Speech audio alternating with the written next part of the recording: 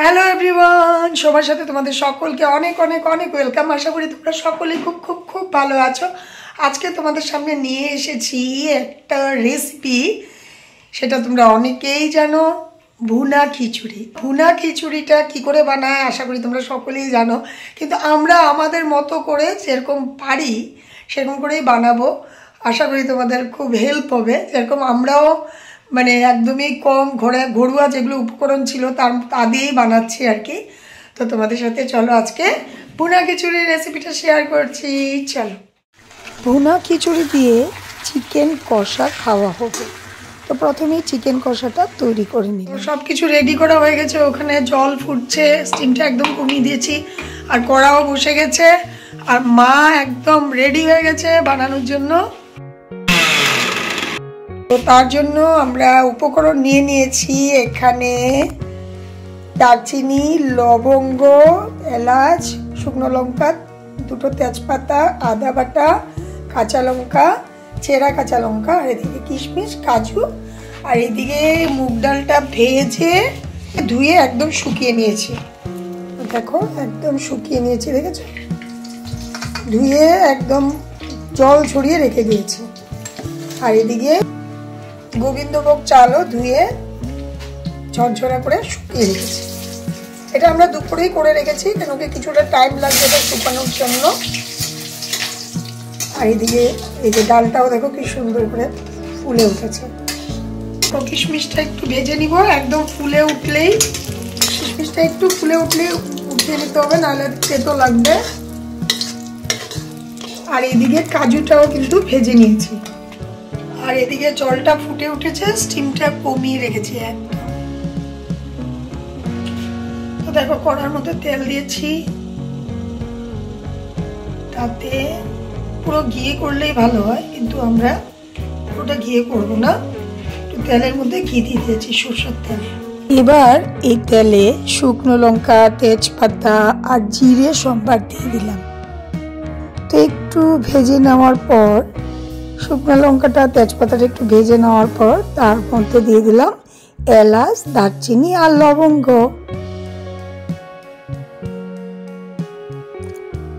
সুন্দর করে ভেজে নেওয়ার পর যখন ফ্লেভারটা বেরোবে, তার মধ্যেই দিয়ে দিব আদা বাটা।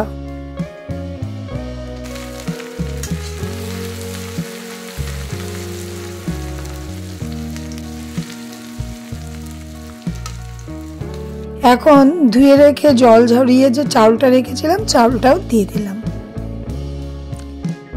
চালটা দিয়ে এখন কিন্তু আসল কাজটা, চালটাকে এমনভাবে নাড়াচাড়া করতে হবে যাতে করে আমাদের যে পোলাও বানাই, পোলাওয়ের চালটা যেরকম করে ভাজা হয় অনেকটা ওরকমই চালটা একদম মুচমুচে টাইপ হয়ে যাবে, ওই টাইপের করে ভেজে নিতে হবে। তাতে হলুদ গুঁড়ো দিয়ে দিলাম, লঙ্কা গুঁড়ো, একে একে সব মশলাই দিয়ে দিব, আর ভাজতে থাকবো যতক্ষণ না চালটা কিছুটা মুড়ি টাইপ হয়ে যায়। জিরে গুঁড়ো দিলাম, তারপর ধনে গুঁড়ো, তারপর কিন্তু ভাজা মুগের ডালটা যে ধুয়ে রেখেছিলাম সেটাও দিয়ে দিলাম। তারপর আবার নাড়াচাড়া শুরু হবে। আমি তোমাদেরকে বলেছি মুড়ির মতো বলতে, মানে জিনিসটা মুচমুচে হবে, চালটা যখন আমার দাঁতে পড়বে না মুচমুচ হবে, ওই অবস্থা করতে হবে। একদম গ্যাসের ফ্লেমটা কিন্তু একদম লো আছে। তো কাঁচা লঙ্কাটা দিয়েছিলাম, সেটা তোমাদেরকে দেখানো হয়নি।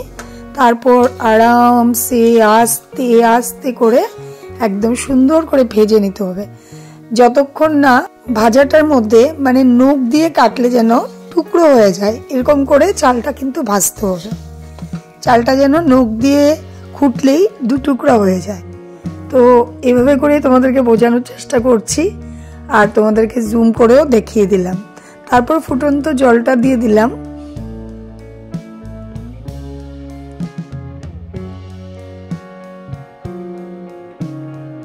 এইভাবে জলটা দিতে হবে যেন ঢাকা চাপা দেওয়ার পর ওই জলেই ডালে চালে একদম সেদ্ধ হয়ে যায়। যদি তোমাদের মনে হয় যে জল কম হয়েছে তো আবার দিতে পারো, কিন্তু আমরা একবারের জলেই সুন্দর করে হয়ে গেছিল। তারপর ঢাকা চাপা দিয়ে আবার গ্যাসের ফ্লেমটা একদম লো করে রেখেছিলাম। তো বারবার ঢাকাটা খুলছিলাম আর দেখে চেক করে নিচ্ছিলাম। দেখো কি সুন্দর টেক্সচারটা, কি সুন্দর মোলায়েম হয়েছিল। তো বারবার আমি চালটা ডালটা ধরে দেখছিলাম যে আর কত দেরি বাকি, কিন্তু জল আর দরকার পড়েনি। তারপর কিন্তু চিনি দিয়ে দিলাম। আর তোমাদেরকে বলা হয়নি, প্রথমেই কিন্তু আন্দাজ মতো নুনটাও দিয়েছিলাম। তারপর কাজু কিশমিশটা ছড়িয়ে দিলাম। আর দেখো বারবার নাড়াচাড়া করছিলাম। ওই যে চালে ডালের মধ্যে যে একটা জল মানে লাগা লাগা ছিল না, সেটাতেই কিন্তু হয়ে যাচ্ছিল, আর এক্সট্রা জলের দরকার পড়েই নেই। তারপর উপর দিয়ে গরম মশলার গুঁড়ো, যেটা আমরা ঘরে করে রাখি, সেটা ছড়িয়ে দিলাম। আর ঘি বেশি করে একটু নামানোর আগে ঘিটা দিয়ে দিয়েছিলাম। অ্যাকচুয়ালি ভুনা খিচুড়ি পুরোটা ঘিয়ের মধ্যে করলে যেই স্বাদটা হয়, সেটা এইভাবে মানে অতটা হয় না। কিন্তু কি বলবো, মন্দ হয়নি, এতটাই টেস্টি হয়েছিল। সবাই খেয়ে বলছিল যে পোলাও আর ভুনা খিচুড়ির মধ্যে কি তফাৎ। অনেকটাই পোলাওর মতন লাগে, শুধু পোলাওটা একদমই অন্যরকম, ভুনা খিচুড়ির টেস্টটা খিচুড়ির মতো। তো যাই হোক, চিকেন কষা আর ভুনা খিচুড়ি নিয়ে ঠান্ডার দিনে সবার কিন্তু থালাটা বেড়ে রেডি করে নিলাম। একসাথে সবাই খেতে বসে যাব, তার আগে আমি একটু ফটোশ্যুট করে নিলাম আর একটু ভিডিও করে নিলাম তোমাদেরকে দেখানোর জন্য।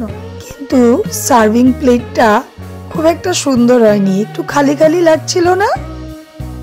এতক্ষণ ধরে আমার ভিডিওটা দেখেছো, যদি ভালো লাগে একটি লাইক করো।